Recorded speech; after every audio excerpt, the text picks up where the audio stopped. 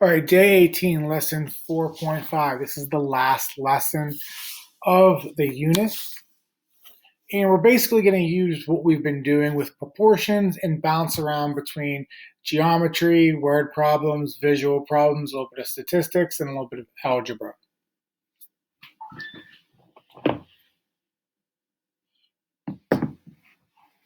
So we are going to start with the two warm-ups that we have for us here. This one says a challenge warm-up, but it is good practice from what we just got done with in 4.4. So it looks like there's a lot going on here, a lot of algebra, but let's just try and sort our way through it. It says, use the following information about similar triangles. So these two triangles are similar. They tell us a scale factor,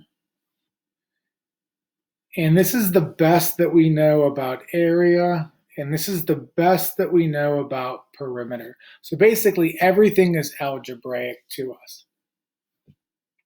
So in part A, it says, use the scale factor to find the ratio of the areas. Okay, so if the scale factor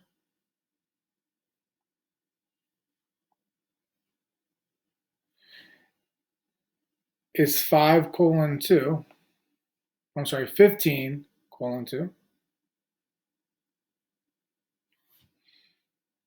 then the ratio of the areas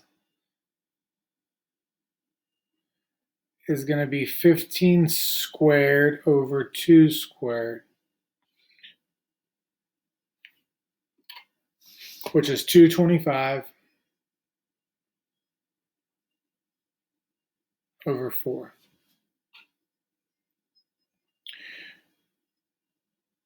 Write and solve, so part B, write and solve a proportion to find the value of x. Now notice x deals with area. So I'm going to work down here, B. Write and solve a proportion that involves x. So I'm going to put 25x over x minus 5. And notice when I did that, I just did triangle ABC over triangle DEF. So that means I need to do 25 over 4, not 15 over 2, but 225 over 4, because we're dealing with area. That gives me 100x. This gives me 225x minus 1125. And that comes from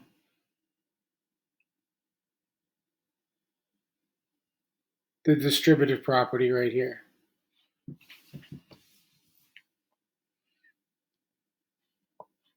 I'm going to subtract 225x from both sides, which is negative 125x equals negative 1125. Divide both sides by negative 125.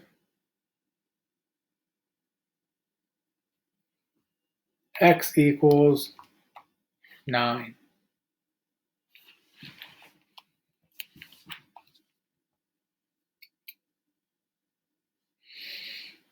C, use the scale factor to find the ratio of the perimeter. So scale factor, ratio of perimeters. We know it should be the same exact thing, 15 over 2. So we don't have to square it when it's perimeter. We only square it if it is area. Write and solve a proportion to find the value of y. So finding the value of y, we have 8 plus y, 3y minus 19. So 8 plus y, 3y minus 19. Let me double check that. Yes. Equals 15 over 2. It cannot be 2 over 15 because of the order of how we did it here.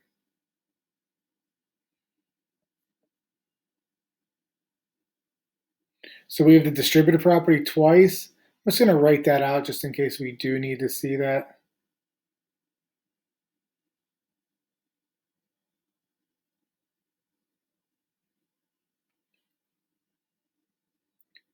$16 plus 2y equals 45y minus 15 times 19 is 285.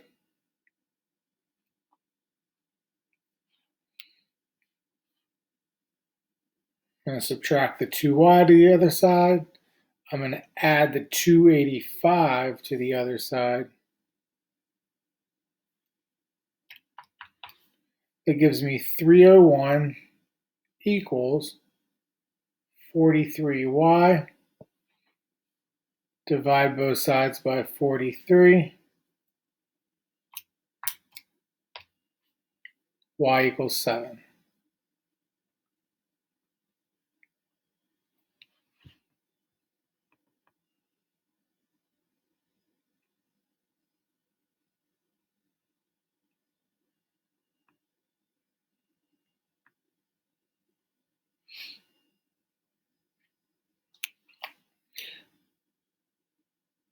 And we will not do part E.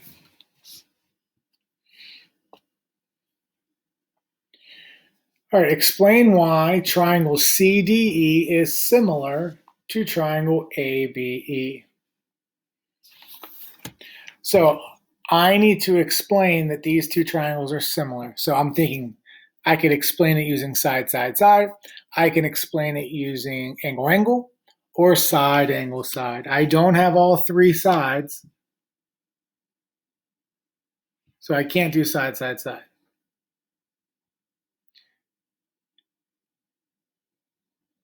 Can I find two pairs of angles? Yeah. I have vertical angles here, and since these are parallel, we have a transversal. That means these are alternate interior angles. So we have just found two pairs of congruent angles.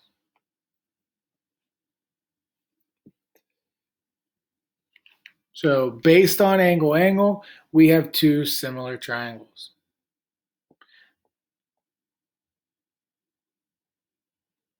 Now, since we have two similar triangles, we are allowed to use proportions to find different things. Find the area.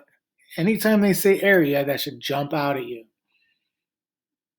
Of CDE.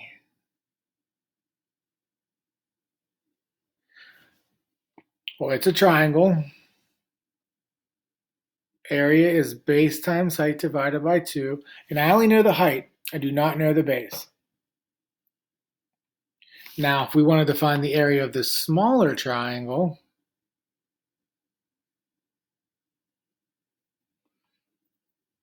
I have more room down here. Let's do here. Area of the small is going to equal base times height divided by 2. It's 18. Now we know the area of the big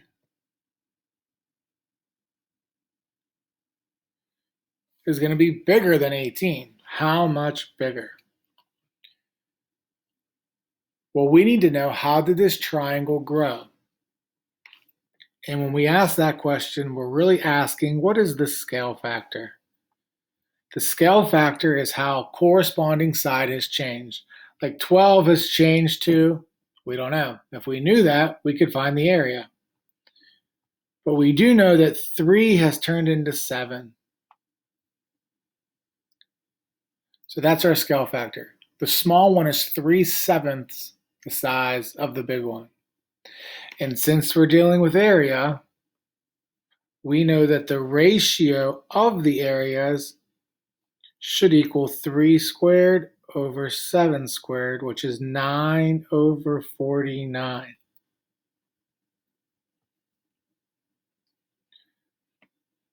So 18 over x should simplify down to equal 9 over 49.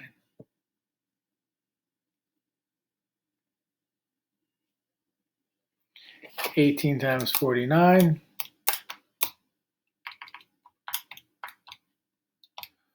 882.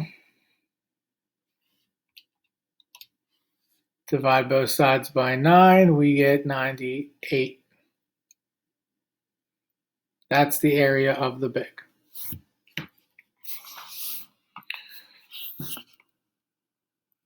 Now, there is another way we could have done that. We could have used the scale factor and said 3 over 7 is going to equal 12 over x. And that would give us 3x equals 84. So x equals 28. And in this case, we just found out what this base is. So now the area of the big would be 28, which is the base, times 7, which is the height, divided by 2, which is 98. So 2 ways to handle that problem. Both ways use the idea that they are similar triangles, so we are allowed to use proportions. All right, 4.5, proportional measurements. So one of the things that we can do in geometry is something called indirect measurements. Meaning we're going to measure something that maybe we are not able to measure. It's unmeasurable, maybe because of the distance of it, or maybe it's because it's through some space that we are unable to get to. But we're talking about something that is in the real world. For instance, this is a very cliche problem. We call it the shadow problem or the flagpole problem. We're saying, find the height of the flagpole.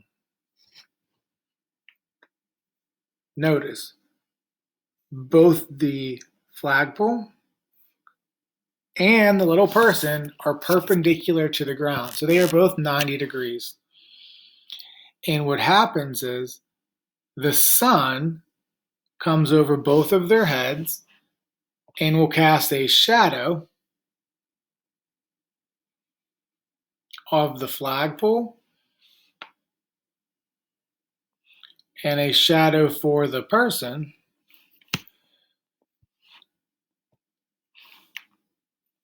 And each of those creates its own triangle. So we have a red triangle,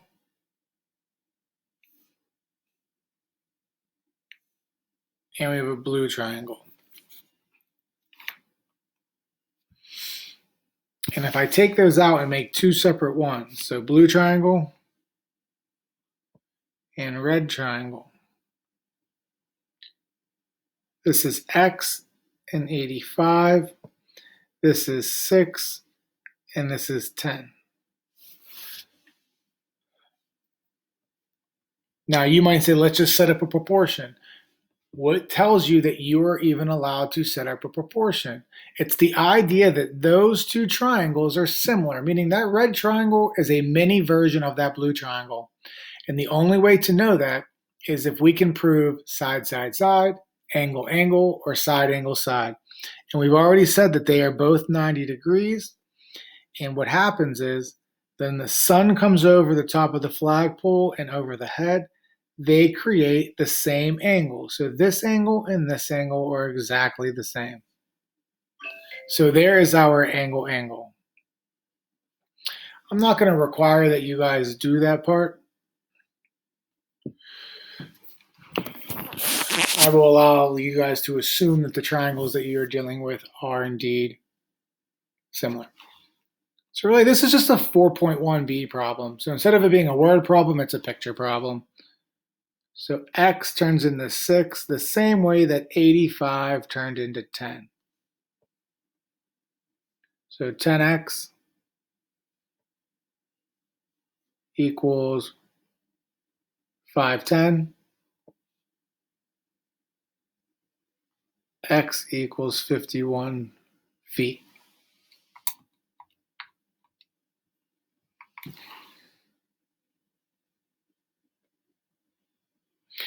Number 2, a hockey player passes the puck to a teammate by bouncing the puck off the wall of the rink, as shown below. So what happens is the puck travels, it ricochets, and when something ricochets, the angle that it approaches the surface will be the same angle that it reflects back at. So we have two congruent angles. Both the player on the left is perpendicular to the boards, just like the player on the right is perpendicular to the boards. So right there we have angle-angle similarity. So those two triangles are similar. And so now we can solve for x. 25 corresponds to x, same way that 40 corresponds to 28. So that's 40x equals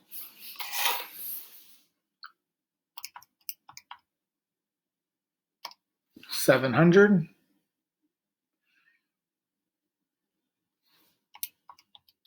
which equals 17.5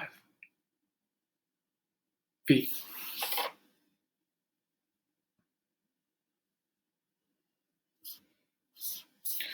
So that's our picture problems, our geometric type word problems.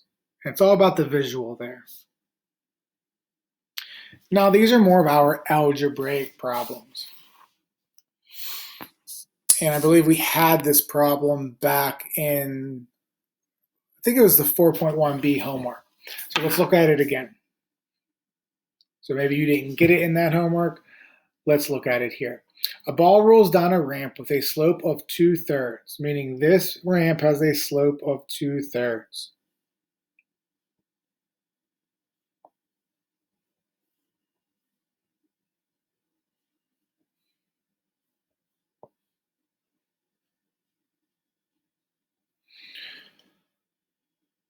At one point, the ball was 10 feet high.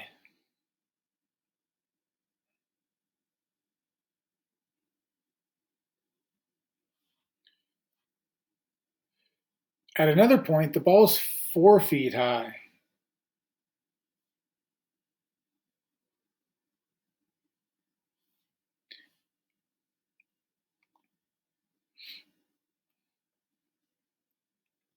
What is the horizontal distance that the ball traveled in feet as it rolled down the ramp from 10 to 4 feet? So we have to understand something. This ball went down 6 feet. But it didn't only go down, or it would have went like this. It also moved in a horizontal direction. We know that this part of the ramp also has a slope of 2/3. The slope never changes. So this red triangle is 6 by what? If no matter what triangle you make, will mimic 2/3. So 2/3 equals 6/x. 18 equals 2x.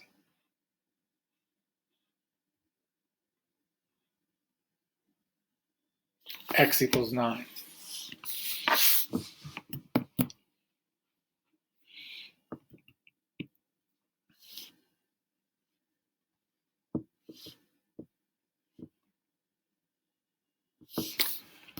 The graph below shows the descent of an elevator from the 14th floor of an office building to the ground floor lobby. The slope of the line is -7 between 3 and 20. Now, if we look at that, we really don't care that it says between 3 and 20 seconds because that slope never changes. The slope is always -7, even from the 14th floor down to the ground floor lobby.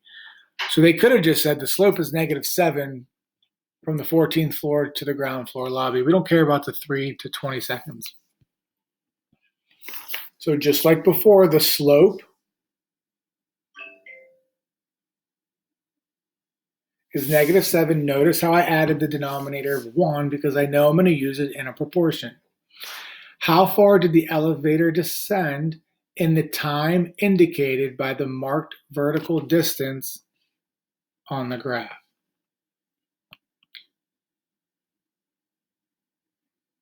So there's the triangle we're looking at. It went from 11 seconds to 16 seconds. So we want to know how far did it drop in 5 seconds? 11 seconds to 16 seconds. What was the distance that it dropped? Well, we know that that red triangle has to mimic a slope of -7 over 1. So it goes down 7 every 1 second. So how far does it go down every 5 seconds? That's a quick one right there. That's -35. So 35 feet.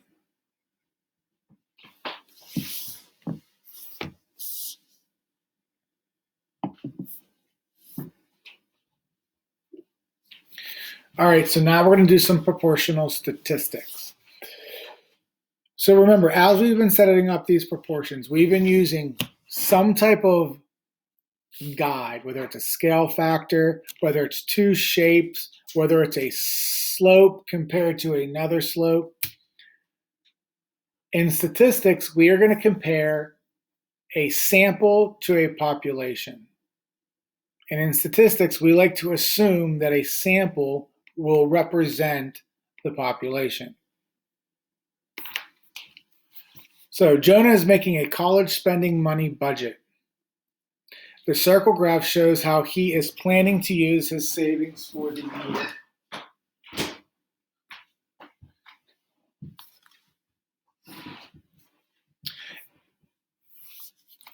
So if we just take a look at this, represents the whole pie.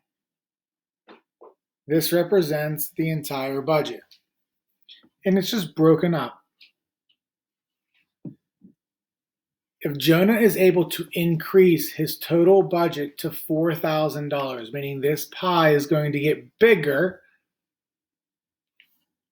but it's going to get bigger proportionally, meaning every piece of the pie is going to grow by the same rate. How much more will he spend on food? So we're focusing on food once this thing grows. So we want to know, how much does it grow? So we're going to compare the total to the food.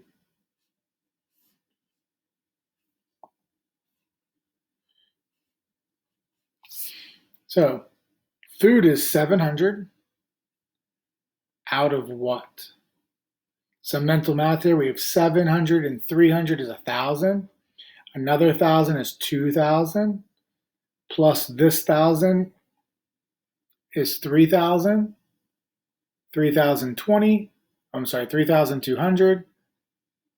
3,450.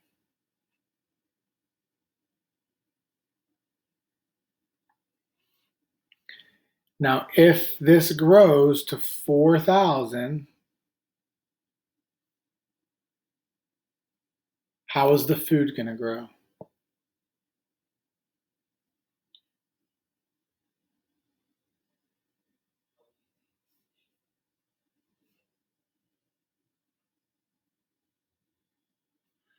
Divide both sides by 3,450.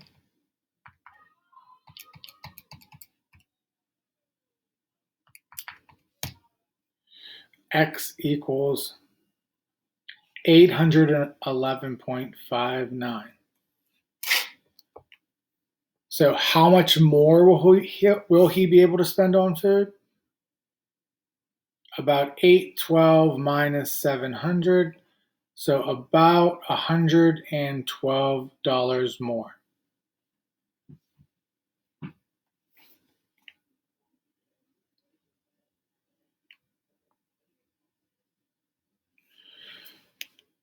All right, some more statistics here. This is more probability. So in a random playlist of 35 songs on Spotify, there are 16 pop songs, 6 country songs, 7 rap songs, and 6 rock songs. So those all add up to 35. If you listen to 105 songs on random, how many rap songs? So notice they are going to point out rap songs. And we're going to compare 35 songs. Now, what if we grew that playlist from 35 and we grew it to 105? Well, out of 35, there are 7. So out of 105, how many would be rap? So notice the way I set that up was with rap on the bottom, total on top. Again, you could flip that as long as you're consistent. 35x equals 735. Divide both sides by 35.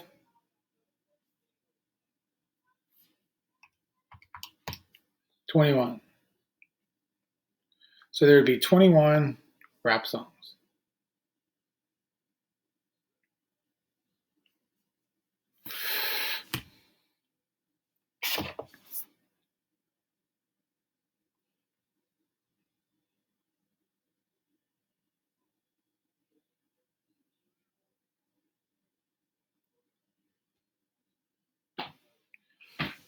All right, so that ends the unit. Make sure you guys ask any questions that you have on that.